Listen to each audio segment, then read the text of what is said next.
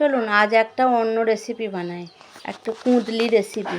কুঁদলি তো আমরা সবাই খাই, এটা একটু অন্য রকম করে মশলাদার করে বানাই। প্রথমে কড়াইয়ে তেল দিয়ে কুঁদলি কটাকে ভালো করে লাল লাল করে ভেজে নেব। নুন হলুদ সব কিছু দিয়ে লাল লাল করে ভেজে নেব। এদিকে একটা ডিম ফেটিয়ে রেখে দেবো। ডিমটা হয়ে গেলে কুঁদলিটার ওপরে এই ডিমটা ফেটানো ডিমটাকে ঢেলে দেবো, যাতে কুঁদলির গায়ে একটু লেগে লেগে যায় ডিমটা।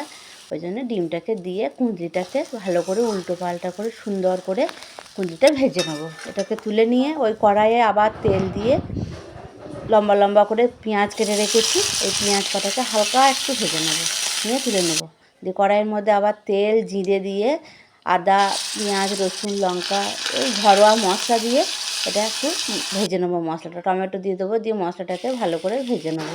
ভাজা হয়ে গেলে জল দিয়ে দেবো। এবার মশলাটা মোটামুটি ভাজা হয়ে গেছে, এবার জল দিয়ে মশলাটা গাঢ় করে নিয়ে কুঁদলি কটাকে ওর মধ্যে কুঁদলি পেঁয়াজ সব ওর মধ্যে দিয়ে মশলাটা ওর গায়ে লাগা লাগা করে মাখিয়ে দেবো। এটা খেতে খুব ভালো হয়, আপনারা বানাবেন দেখবেন ঘরে। দিয়ে এবার ওপর থেকে একটু কাসুরি মেথি ছড়িয়ে কিছুক্ষণ ঢাকা দিয়ে ওকে রেখে দিয়ে এবার পরিবেশন করে দেবো।